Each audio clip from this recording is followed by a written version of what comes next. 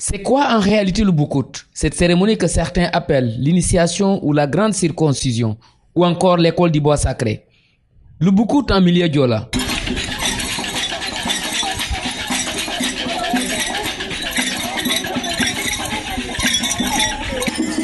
Il faut dire que ce que nous faisons est un palier important de la culture diola en général, puisque le mot diola est générique.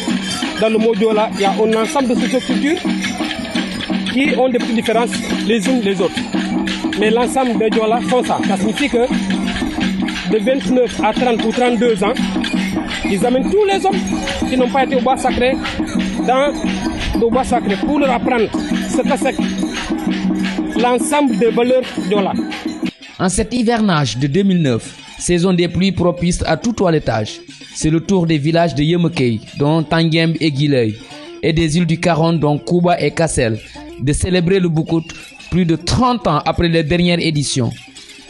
En effet, dès l'annonce de cette cérémonie prévue dans 6 mois, les populations des villages concernés préparent activement cette cérémonie à la fois traditionnelle et sacrée.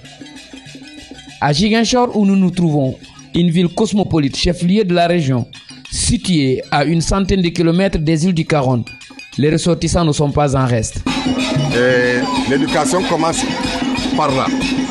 D'abord, il faut que les initiés comprennent le sens de la famille, le sens du regroupement. Et à partir de ça, ils vont commencer à respecter les anciens, parce que c'est les anciens qui vont les apprendre à tout faire.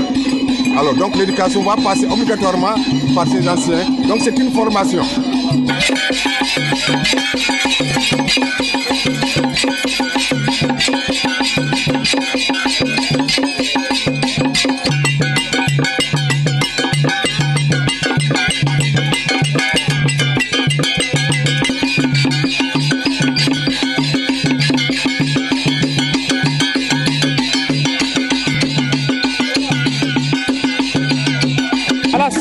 De ce bois sacré là, ils ont des règles. Autant il y a des règles en France en grammaire, autant il y a des règles en philosophie, autant il y a des règles en calcul.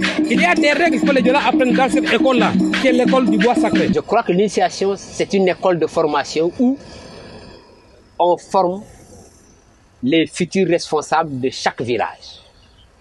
Les guerriers, les responsables politiques, les responsables mystiques et tout ce que vous voulez. Toujours est-il que c'est là où on forme la génération qui est appelée à gérer le village. Au cours des séances de danse préparatoire, nous avons le plaisir de rencontrer Ange Sambou, jeune futur initié qui va affronter avec ceux de sa génération l'épreuve initiatique. Ange, comme la plupart des jeunes, navigue entre école moderne et école traditionnelle. Lui, pour cette année, il fera face à 2 examens. L'un qui se déroule 1 mois avant l'autre fera de lui un nouveau bachelier. Et le second, se déroulant dans le bois sacré, lui assure la place d'un homme accompli dans la société Diola. Là, on est à l'école traditionnelle, qui est aussi un lieu de formation qui permet à l'enfant, je peux dire pas aux jeunes, mais à l'enfant de laisser ce stade de jeunesse pour accéder à la case des adultes. C'est un devoir, c'est une obligation pour tous les parents d'amener leurs enfants à l'école moderne, française ou comme vous voulez. Mais en amenant cet enfant-là à l'école moderne, où il apprendra des comportements cartésiens, comme on le dit, il faut qu'il enrichisse, lui, sa culture de l'école traditionnelle par ce qu'il aura appris au niveau de l'école cartésienne. Il faut éviter le choc frontal, disant par exemple, ou c'est l'école moderne, ou c'est l'école traditionnelle mystique, comme on le dit. Ah non, les deux doivent s'enrichir.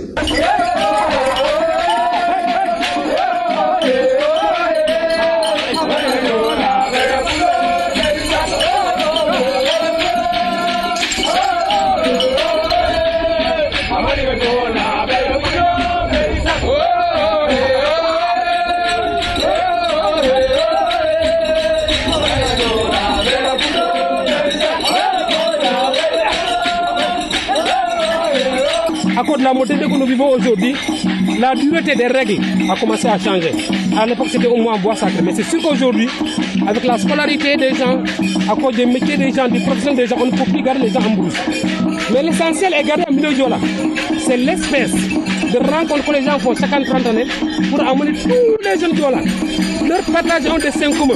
Même s'il est évident que la modernité a toujours un pan en avant sur la tradition, il n'en demeure pas moins que cette école traditionnelle résiste toujours.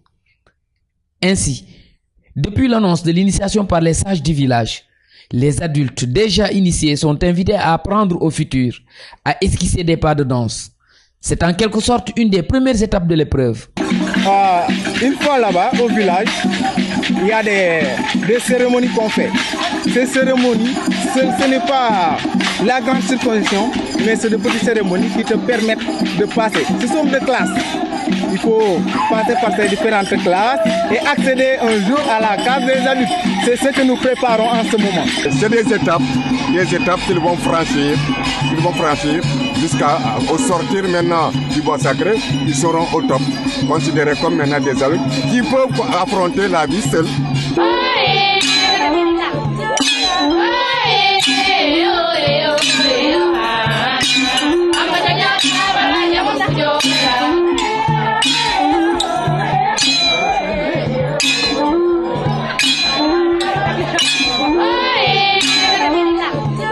D'après l'historien Simon Sambou, l'initiation est un processus qui commence dès la fin de la circoncision pour aller vers la suivante. Il y a des étapes, il y a des cérémonies, il y a des épreuves que les futurs circoncis supportent.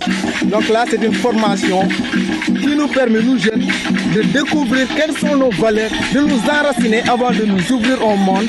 Ce qu'il faut retenir, c'est que contrairement à l'école moderne, où le savoir est accessible à tous, ici nous sommes dans un univers hermétique, uniquement réservé aux initiés de la même communauté. Si ce secret, ce mystère est entretenu à propos de la retraite au bois sacré, que les gens appellent circoncision, je pense que c'est dû à l'intérêt des peuples de se protéger. Et plus les peuples partagent des secrets, plus la solidarité ethnique fait sentir. Quand on partage un grand secret ensemble, on a l'impression d'appartenir à un groupe vivant qui se défend, qui s'entretient et qui s'autoprotège.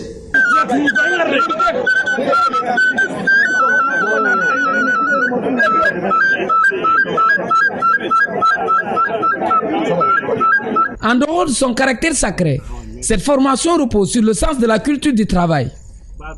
Le jeune est appelé à se prendre en charge par le biais de la sueur de son front. Le jeune garçon accompagne ses parents dans les travaux rusicoles, agricoles, dans la surveillance des récoltes, dans la surveillance du troupeau. Donc, on l'apprend à se lier à son environnement. On l'apprend à s'habituer au travail.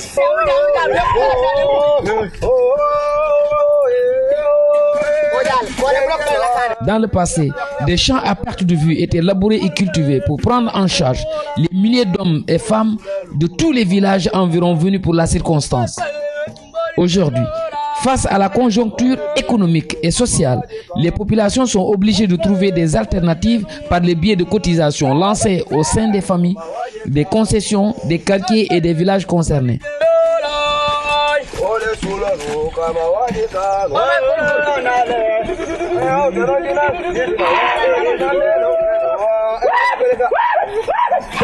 Nous sommes au mois de juin, à quelques semaines de la cérémonie de Boukout. Des milliers d'individus se ruent vers leur village d'origine pour prendre part à cette étape décisive dans la vie d'un homme. Ange, à l'instar de ses promotionnaires, quitte la ville de Ziguinchor ou d'Etigui pour aller franchir la case de l'homme dans le village de ses aïeux, Kouba. Au cours du voyage, nous découvrons un paysage d'une beauté rare. Des endroits magnifiques, malheureusement effarés par les conséquences de 30 ans de conflit. Ici, les populations vivent le calvaire que constitue l'enclavement de la zone des îles du Caron. Car le moyen de rallier ces villages est la pirogue. Après 2 heures d'attente, nous prenons enfin cette pirogue pour traverser ces bras de mer et rejoindre Kouba. Dans cette zone des îles Caron, c'est environ 3 à 4 villages qui déroulent cette cérémonie initiatique.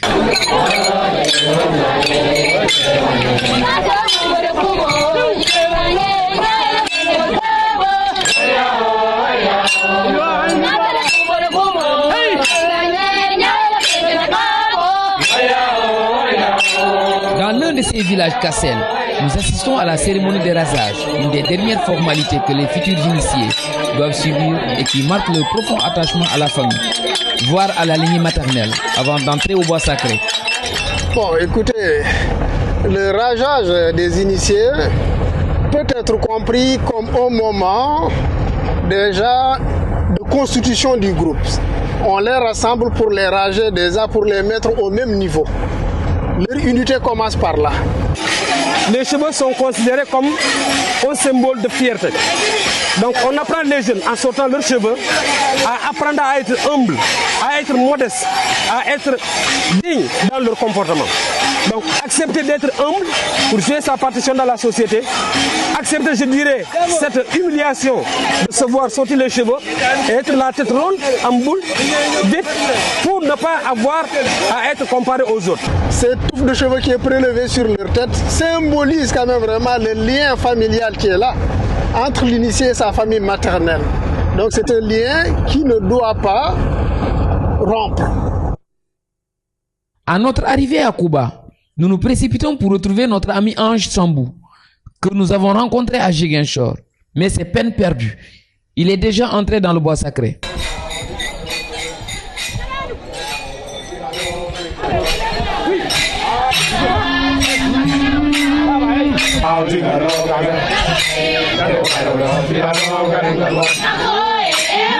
Par chance, nous rencontrons son cousin Amaï Sambou, futur initié métis de mère allemande et de père sénégalais, venu exprès d'Allemagne pour passer cette épreuve en compagnie de ses parents. Lui qui est né et grandi en Europe, comment va-t-il trouver ses repères dans un univers traditionnel complètement différent de la réalité de son pays de résidence? La cérémonie de l'initiation étant une étape particulièrement importante pour tout Diola, pour tout Caron, que chaque jeune homme qui grandit ici devrait passer par cette étape-là pour se construire en tant que personne adulte dans l'apprentissage des éléments qui fondent notre vie d'homme. Et donc on a considéré qu'il a en lui une biculturalité, c'est-à-dire qu'il est allemand d'un côté, mais il est aussi sénégalais, il est Diola et il est Caron des îles.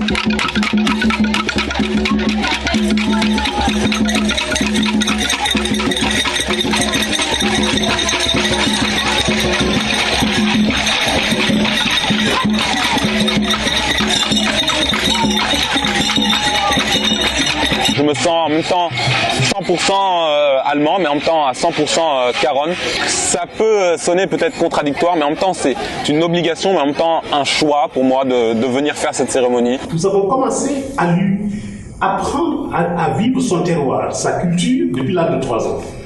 Aujourd'hui, à 16 ans, il a inculqué, il a dans le sang, dans les comportements, dans la pensée, dans la façon de vivre et l'art de vivre, la manière Caron.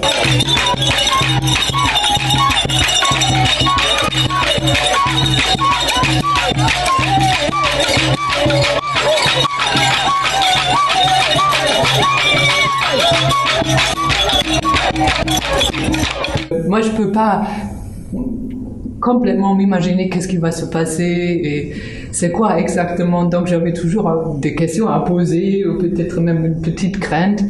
Mais comme mon mari vient de le dire, il a une double personnalité. Il a un côté très allemand ou européen, plutôt peut-être même allemand.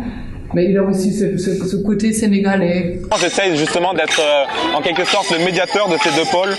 Donc j'essaye justement quelque chose qui paraît ici pratiquement impossible, c'est-à-dire de rejoindre les deux pôles ensemble.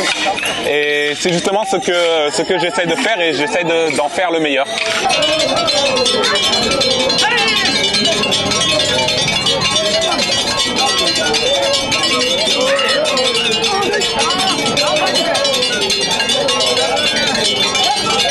Le Boukout, un rituel sacré qui suit un cycle dont seuls les sages détiennent les secrets. Nous quittons momentanément Kouba pour se rendre à Tanguembe, un autre village qui se situe tout près du chef-lieu du département Bignona. Dans cette zone, plusieurs villages célèbrent aussi leur initiation. Il y a des familles qui ont leurs racines. Ils sont les seuls à pouvoir vous dire « ma racine est là ». Quand je parle de racine, ça veut dire que c'est leur remède, n'est-ce pas? C'est avec ça qu'ils gèrent, ils protègent leur famille. C'est avec cette racine qu'ils se coupent et le couteau, ils deviennent invulnérables, comme on dit. Il y a d'autres familles qui ont autre chose.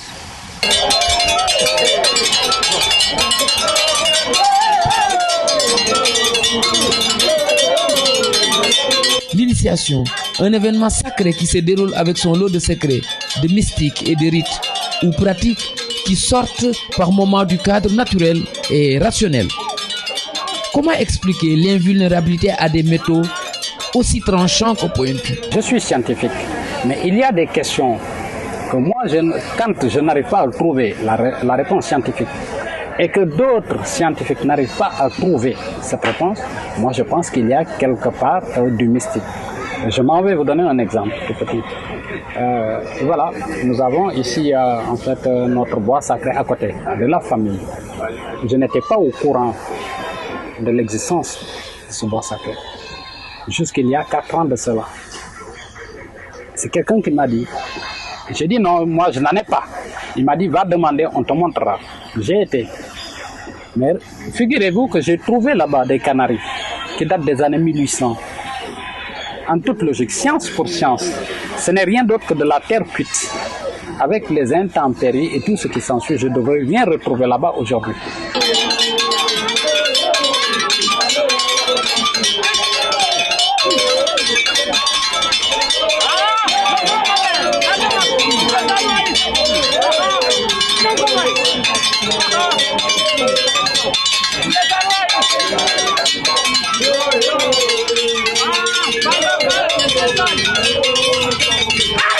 Les gens qui se coupent la peau, la langue comme ça, c'est incroyable de voir une personne qui prend un couteau. D'abord, il coupe un morceau de mangue, ça coupe beaucoup et après il se coupe la langue. C'est incroyable de voir ça.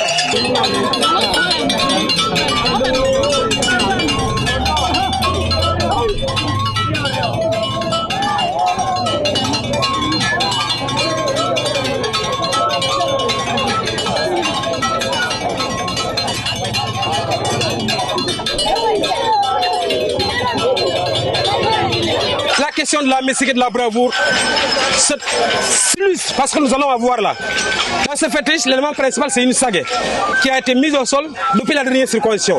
C'est aujourd'hui seulement qu'elle va sortir. Elle ne sortira que quand le moment d'aller au bois sacré arrivera.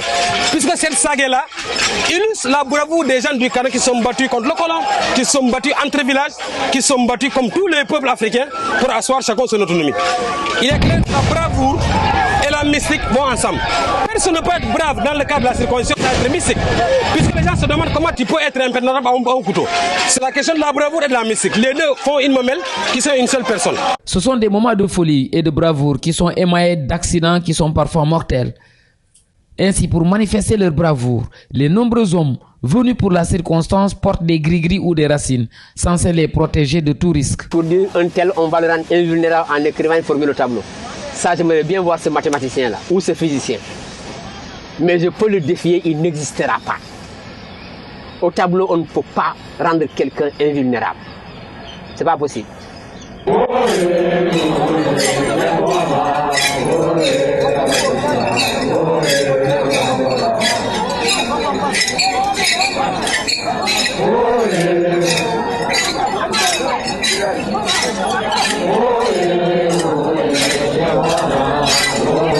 C'est une marée humaine constituée d'hommes et de femmes qui viennent pour accompagner les jeunes dans leur retraite sacrée. En réalité, l'initiation est une affaire d'hommes, mais les femmes y jouent un rôle déterminant.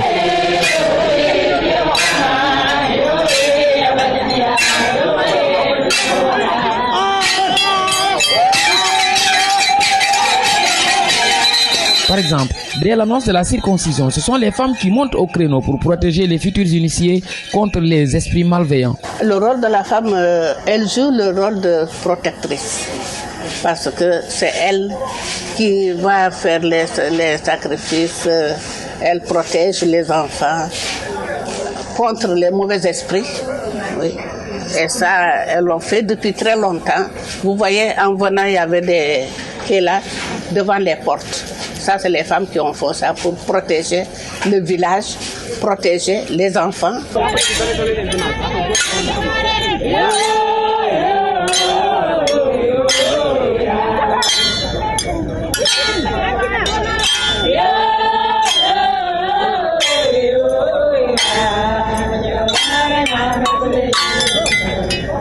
La séquence elle-même, comme je l'ai dit, est un processus et un ensemble d'événements. Elle est grosse de beaucoup d'aspects culturels. Ce que l'on voit là est un ensemble de femmes qui ont eu des problèmes pour avoir une progéniture. Dans le système traditionnel Diola, il y a une espèce d'aide que l'on fait pour celles qui ont eu à se marier et qui n'ont pas eu d'enfants, qu'on les aide à obtenir des enfants. Cela se passe dans le fait, comme on dit en français, c'est le bouffon. On en fait des bouffons, donc elles mangent, comme vous le voyez, dans leur pagne. Ils font des situations drôles. Elles se prostituent entre guillemets pour la société, pour que les prières des gens les aident à obtenir des enfants. Voilà. Il y a quand même des choses que je ne peux pas comprendre ou bien que je ne sais pas. Il y a toujours aussi un petit secret autour de tout ça. Il y a certainement des éléments dont mon mari ou mon fils ne pourront pas m'en parler. Donc il y a des situations où il y a des éléments que je ne pourrais jamais comprendre. Nous, femmes, on ne sait pas ce qu'il y a là-bas. C'est là-bas qu'on dit c'est mystique, le bois sacré. On ne va pas là-bas. Nous, on s'arrête ici, on protège les gens, mais on ne va pas là-bas. On ne sait pas ce qui se passe là-bas. Vous avez envie de découvrir ce qui se passe là-bas? Ah non, ça nous dit tout. Du tout. Ça, nous n'avons pas besoin de savoir ce qui se passe là-bas. Les hommes n'ont pas besoin aussi de ce qui se passe chez les femmes.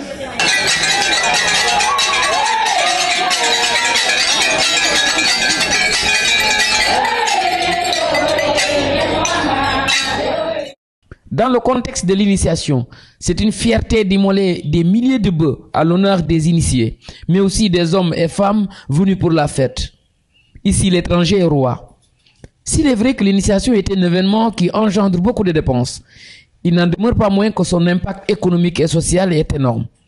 Des retours définitifs notés, de nouvelles maisons construites, une économie qui se développe. Il y a eu, disons, une économie qui s'est développée tant soit peu, dans la mesure où les gens ont essayé quand même de refaire les habitats. Certains avaient quitté le village, disons, 10, 15, 20 ans. Puis, à l'occasion donc de cette transition, ils étaient bien obligés de revenir et de faire quelque chose. C'est vrai, quelque part on nous parle de gaspillage d'argent, on nous parle quelque part, je ne sais pas, on nous traite de tout. On dit que les Diola, quelque part ils disent qu'ils n'ont pas d'argent, mais quand il s'agit de Boukout, mais nous avons tous les taureaux qui sortent. Au-delà de ça, il y a autre chose. Je veux parler maintenant des gens qui ne sont pas du village. Je veux parler des commerçants. Le commerce marche très fort. Nous-mêmes, les motocyclistes, nous travaillons. Nous sommes là, nous faisons la navette entre Bignona, Aiguiley, Bignona, Diabdior, Bignona, Niassara. Nous faisons beaucoup d'argent. Présentement, je suis très riche. Si vous me demandez quelque chose, même pour acheter une caméra, j'aurai quelque chose à vous donner encore.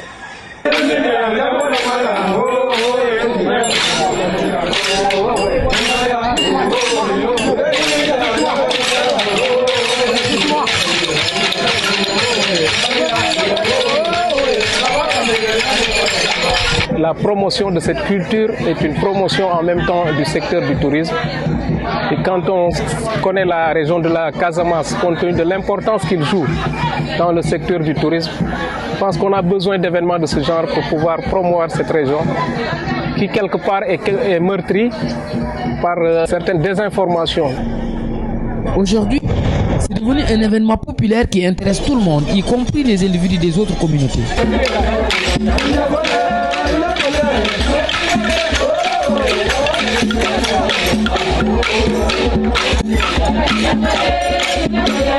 À des dizaines de kilomètres de Tanguiem, à Kouba, Amaï se prépare pour entrer dans le bois sacré en compagnie des centaines d'autres jeunes de sa génération. Bientôt, ils vont franchir cette étape importante dans leur vie pour devenir de vrais hommes. Je suis relativement pressé, mais je m'attends à quelque chose d'assez passionnant. Et ouais, je me sens assez confiant quand même. Je n'ai pas spécialement peur ou quoi que ce soit. Ma femme et moi, nous sommes attachés à cette idée que nous avons un fils qui est à la fois allemand et qui est à la fois également sénégalais, qui est casamançais. Le président Senghor disait à la fois l'universel, la culture, c'est d'abord la vie. et notre fils a été ouvert et a accepté ces situations, vous avez constaté, il danse comme un vrai caron. L'initiation, qui date d'avant l'événement des religions révélées, relate certains rituels tirés des pratiques animistes. Aujourd'hui, les trois religions se côtoient sans problème, à savoir l'islam, le christianisme et l'animisme. Même si l'initiation est un événement quasiment animiste, il n'en demeure pas moins que ceux qui la pratiquent sont de confession musulmane ou chrétienne.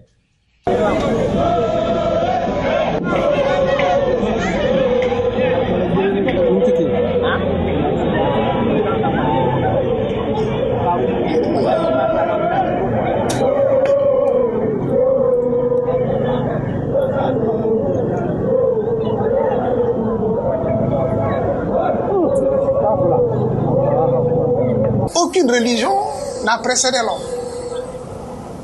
C'est l'homme dans son évolution, dans l'évolution de son intelligence, vous voyez ce que ça fait dans ses rapports avec la nature, et arriver à serrer un ensemble de relations qui font que quelque part il se situe comme créature par rapport à un créateur. La société Diola, partout comme dans toutes les sociétés africaines, elles ont connu Dieu. Chez les Diola, on dit Atamit. Dieu a un nom. Maintenant, dans leur commerce avec le monde, elles ont été dominées par moments, ces communautés-là, et elles ont adopté d'autres religions qui en réalité ne contredisent pas leurs pratiques. Les religions révélées ont trouvé les populations sur place. Le jour où une religion ira en plein désert où il n'y a personne, je ne suis pas sûr qu'on parlera de religion. Je ne pense pas. C'est parce qu'on a trouvé des hommes quelque part. On est venu avec une philosophie X pour leur demander d'adopter cette philosophie. Vers les années 60, plusieurs villages avaient abandonné la pratique initiatique sous prétexte que c'était interdit par la religion chrétienne. Une cinquantaine d'années après, voilà tous ces villages de retour dans cette école du bois sacré. La religion fait son boulot, la tradition fait son travail. Si vous séparez les deux, vous aurez peut-être un bon musulman, mais vous n'aurez pas un bon villageois. Moi, je préfère avoir un bon villageois et négocier pour qu'il soit bon musulman ou bon catholique qu'avoir un bon musulman seulement ou un bon catholique seulement. Les conséquences, on ne les dira pas, mais chacun de nous, enfin, il y en a qui les ont vécues. Et la preuve, d'autres sont revenus vers le bois sacré.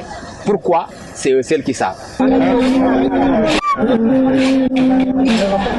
Nous avons la chance de rencontrer un des plus grands prêtres du bois sacré du village de Kouba, qui revient sur les fondamentaux du Boukout. Il a défini la circoncision, je veux dire, sur deux aspects.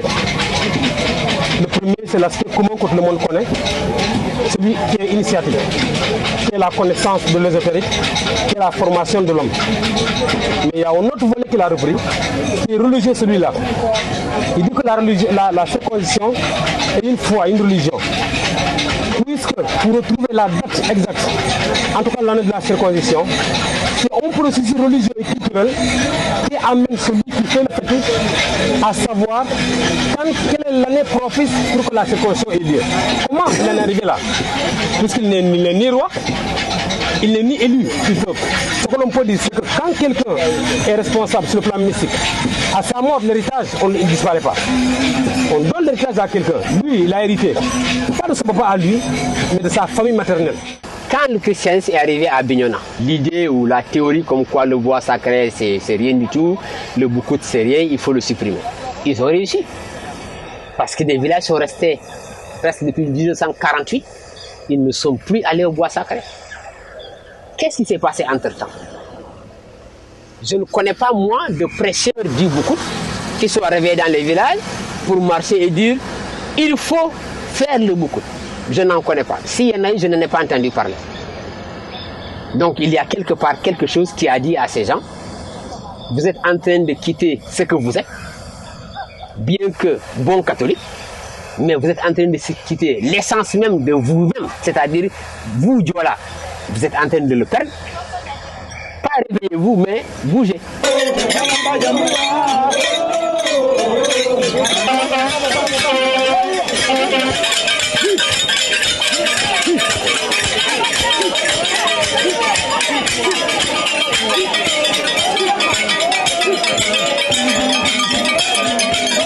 Un événement, je dirais, catalyseur de ce qui va se passer dans quelques minutes.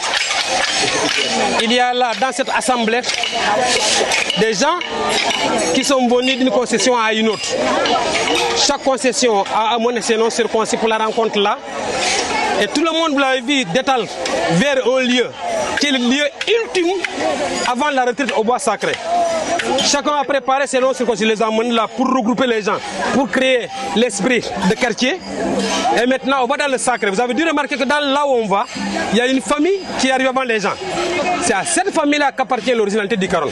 Ils ont d'abord amené leurs jeunes à eux, ils ont fait ce qu'ils avaient à faire avant d'inviter tous les autres quartiers du village à venir là. Ça repose un peu la question de la hiérarchie à milieu Diola. Parce qu'en réalité, ce que l'on voit ici est hiérarchique. Il y a un petit dans lequel tout le monde doit partir, mais il a fallu qu'il y ait des gens qui partent, et qu'il y ait des gens qui partent après, et qu'il y ait des gens qui partiront après. Tous les futurs initiés sont à la place publique près de la grande mosquée du village pour recevoir les dernières prières des anciens.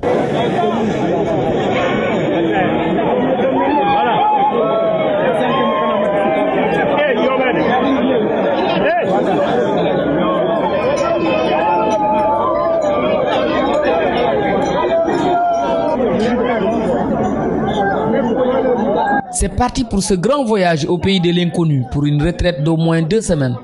Dans le passé, c'était 3 à 6 mois de formation.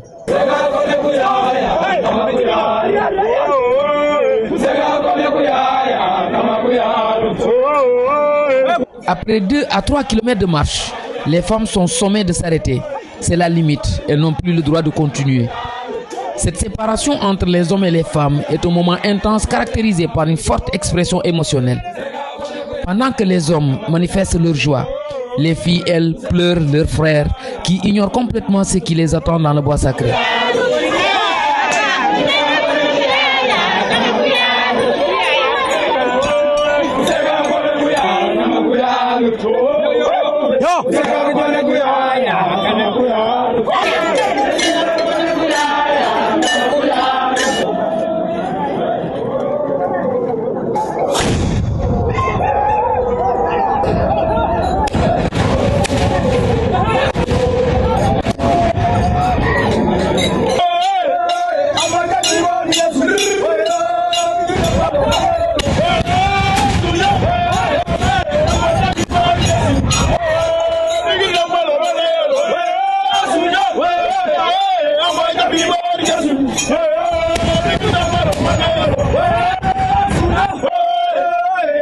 Les jeunes sont rentrés dans le bois sacré. Au village, il ne reste plus que les femmes et les étrangers venus pour la fête. Une véritable corvée se présente à ces filles. Tous les matins, et ce jusqu'à la sortie des jeunes, elles vont apporter de l'eau à leurs frères. Ces canaries qui sont posées devant l'oreille de cette forêt sont ensuite acheminés par les hommes initiés jusqu'à l'intérieur.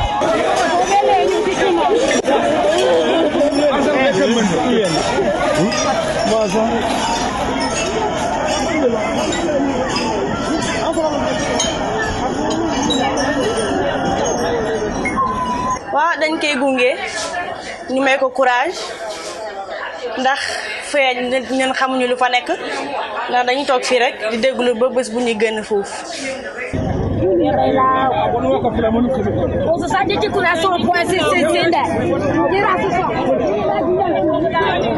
mani pour ngonya e tontuli na mujene e moji mumel be bara parce que kuno ken di karenga fok wali umoji wali kulini usok umoji mumela man kora e yo kinya man kano mamele to kano samati to kano ko jupo ko mame wala ni ke duwa ko jupo yo mamman ku kuru kayre ano san mala juwe ku kuru dal ko kayre ula no jupo di kayre on wonu kontaan ano san wonu reeri ta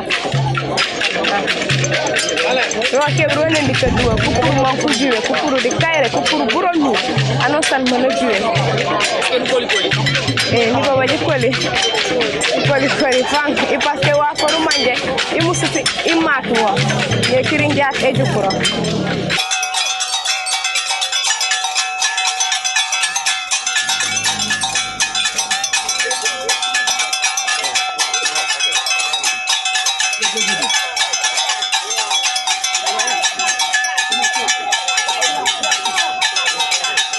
Les jeunes filles sont en perles et souvent ne s'habillent plus à partir du moment où le boucoute est déclenché.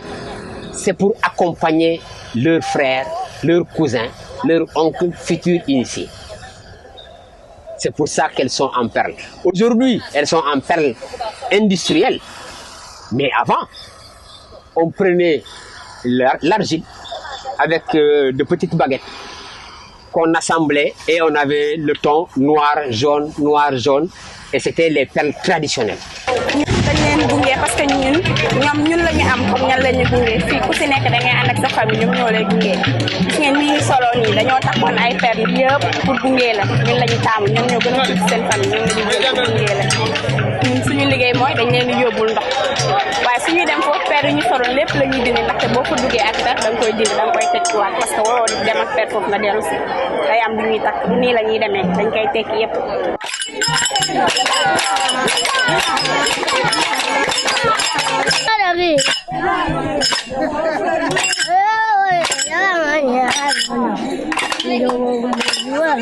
Il faut signaler que les futurs initiés n'entrent pas tous en même temps. Tout est bien organisé. Après les grands, c'est au tour des petits de procéder à leur entrée.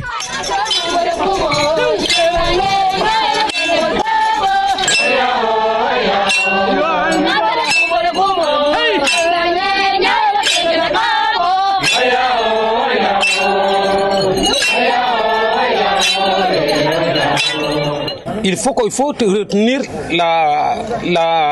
le volet religieux de la circoncision pour comprendre pourquoi on fait entrer de petits enfants. On les amène pour les bénir, pour les mettre dans le rituel des cérémonial du sacré. Jadis, les jeunes faisaient au moins 6 mois dans le bois sacré. Mais aujourd'hui, à cause des contraintes liées à la vie moderne, les sages se sont sentis obligés de l'adapter face à cette nouvelle donne. C'est ce qui explique en partie cette nécessité de faire entrer les enfants en dépit de leur jeune âge. À cet âge-là, quand un enfant a 3 ans ou 4 ans, il est évident qu'il pourrait retenir. Mais l'on considère que dès l'instant qu'il a eu accès à ce fétiche-là, il est béni au même titre que tous les autres. Il est considéré dès qu'il va dépasser l'âge adolescent, qu'il va connaître ces règles-là. Parce que même après la circoncision, les gens vont continuer à discuter entre circoncis. Aujourd'hui, quelle est la place qu'occupe un événement de cette envergure à l'heure de la mondialisation?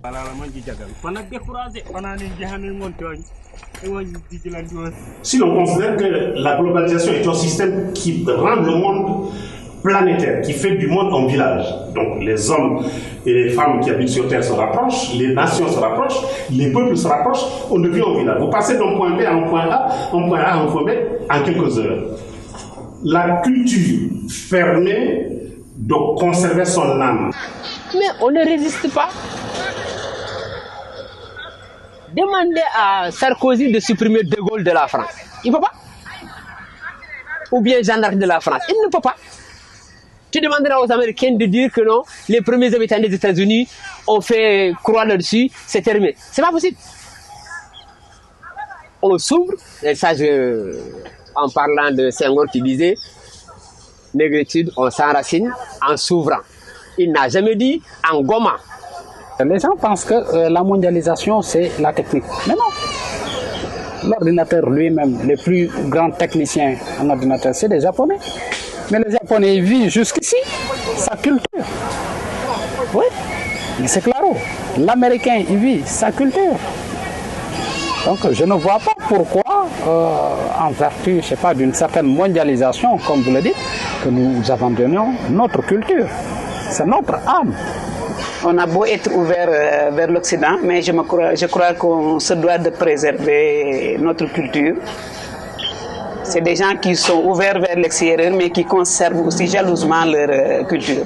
On ne peut pas faire du monde une culture unique. Les peuples sont différents. Les peuples ont créé des cultures, les conservent, les nourrissent et les construisent. Et effectivement, de ce point de vue, on peut dire que je crois, oui, qu'effectivement, la circoncision est une forme de résistance et en même temps d'enrichissement. On refuse qu'on soit comme tout le monde parce qu'on est nous, mais en même temps, on a des valeurs qu'on peut partager avec les autres. Ben, c'est magnifique. Effectivement, la globalisation, elle est là, mais on ne veut pas qu'elle nous mange. Je crois que ça, c'est un phénomène qui n'est pas prêt à mourir, quoi. Voilà, et ce serait dommage quand même que la mondialisation porte préjudice à une cérémonie de cette envergure. Chaque peuple, chaque individu, chaque communauté a son capital extraordinaire. La philosophie, c'est quoi? C'est qu'on leur permette à chacun de créer, d'enrichir et de produire sa culture, d'inviter les autres pour la partager. Autrement dit, d'être une sorte de semence de la paix, de la cordialité entre les peuples de la planète. Moi, je crois, à mon sens, que la mondialisation permet normalement à chacun de s'enraciner, de connaître l'autre pour être compétitif tout en restant celui qu'il est. La grande philosophie de cela, c'est une porte ouverte vers la civilisation universelle, celle qui permet à chacun d'accepter l'autre dans nos différences. C'est cela qui fondera demain la possibilité pour vous et moi et ceux qui nous entourent, la possibilité de vivre dans la paix et dans l'amitié, et pourquoi pas dans l'amour. Ça compte, on aime quand on connaît.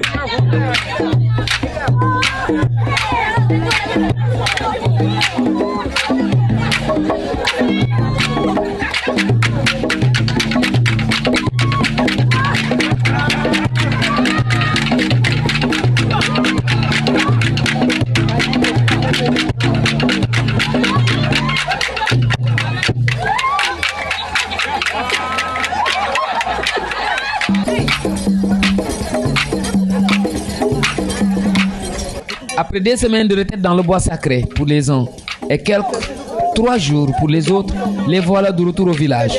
Les dieux des animistes, des chrétiens et des musulmans ont exaucé les prières des fidèles, surtout des femmes. Habillés en boubou neuf, les voilà accueillis en héros au village avec des tam-tams.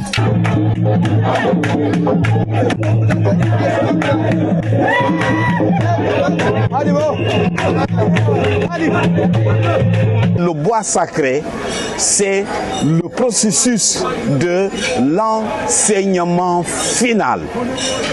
Après ça, il n'y a plus d'autres enseignements.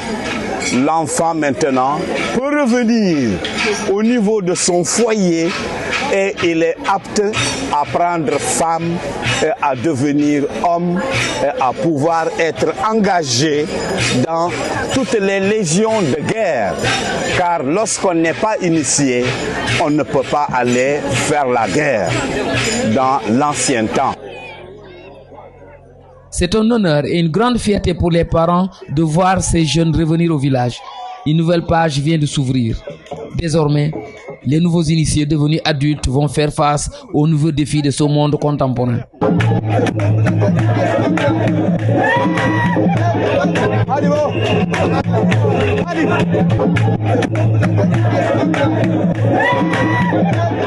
Le jeune sénégalo-allemand Amaï, au même titre que ses frères de génération, est accueilli par ses parents, surtout sa mère qui ne cesse de s'interroger sur cette épreuve que vient de subir son fils. Le monde évolue. Et cette évolution, rien ne pourra l'arrêter. Il faut accepter ce principe. Moi-même, j'ai été dans le bois sacré, ce que mon fils vient de vivre, en 1979. La façon dont je l'ai vécu, les étapes que j'ai vécues ne sont pas tout à fait 30 années plus tard, ce que mon fils vient de connaître.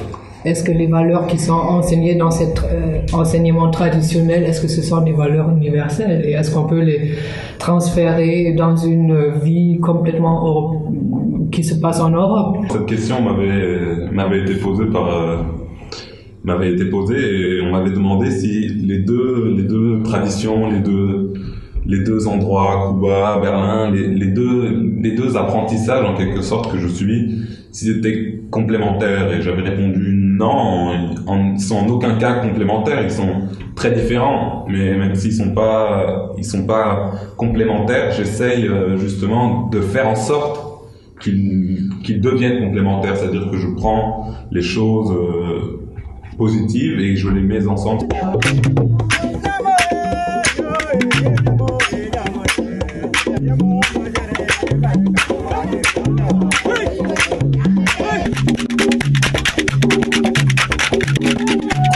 Maintenant, c'est la fête au village. Une fête caractérisée par de nouvelles danses différentes de celles déjà pratiquées par les jeunes durant les 6 mois qui ont précédé leur entrée au bois sacré.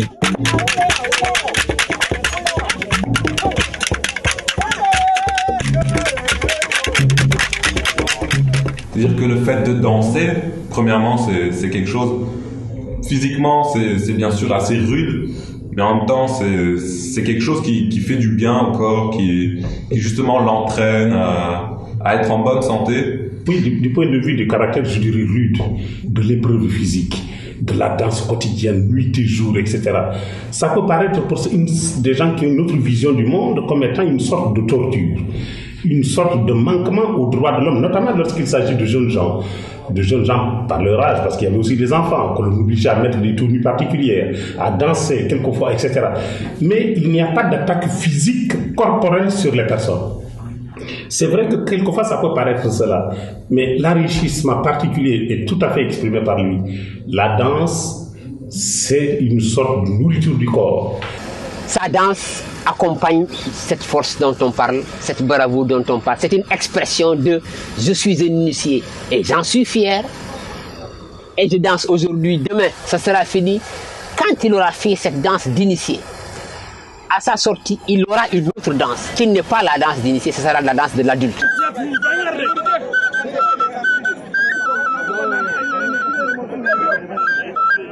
Ces jeunes initiés ou formés ont-ils acquis une nouvelle identité, un nouveau statut? Dire que j'ai une nouvelle identité serait vraiment faux. C'est-à-dire que j'ai la même identité, mais elle a été modifiée un peu. Elle a été modifiée dans des aspects positifs. Oui, c'est très agréable d'entendre ça de son fils. Et finalement, pour moi, en tant que père, je suis heureux. Je dirais l'objectif est atteint, puisqu'il le dit très clairement. C'est pas véritablement une nouvelle identité. L'identité, il l'a toujours, mais elle a été enrichie et renforcée par de nouvelles découvertes. Aujourd'hui, l'expérience qu'Amaï vient de vivre mérite d'être partagée par d'autres jeunes de son âge qui sont à la quête de repères. Surtout dans un monde globalisé où la question de l'identité ne cesse de susciter le débat.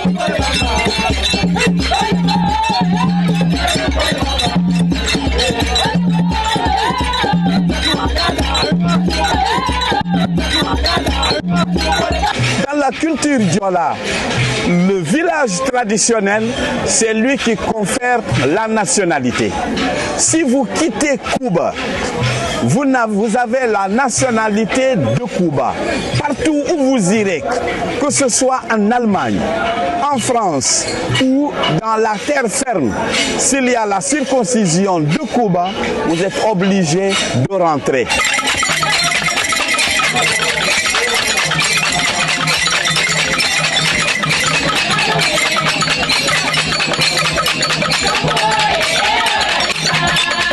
Lorsque l'on a la chance d'avoir deux cultures, de par sa naissance, c'est un enrichissement. Et perdre une branche de sa culture est toujours quelque chose de dommageable.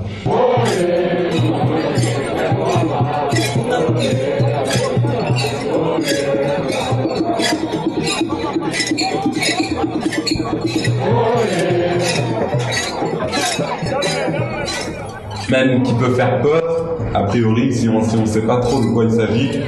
Mais une fois qu'on l'a passé, je pense que c'est quelque chose qui est globalement assez agréable.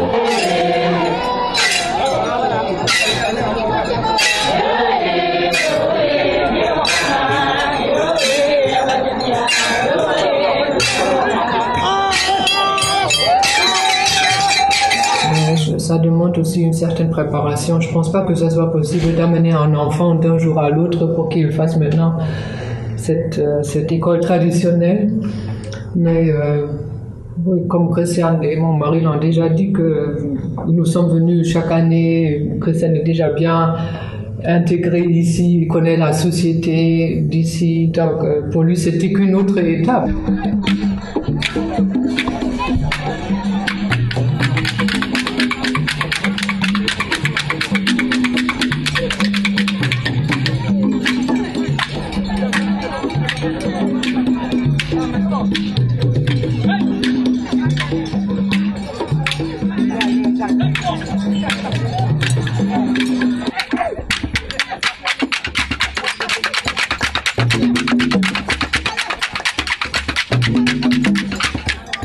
La culture, c'est nous, c'est véritablement l'essence de notre vie. Un grand pasteur sénégalais que nous connaissons, l'ancien président Senghor, disait « La culture est au début et à la fin de tout développement, y compris le développement de l'individu dans la société. » Et lorsque l'on perd une branche de sa culture, on a perdu un patrimoine, on a perdu une histoire, on a perdu une partie de soi-même. Et c'est pour ça que ceux qui ne viennent pas par choix ou ceux qui n'ont pas pu venir parce qu'ils ne pouvaient pas, c'est de les encourager à le faire.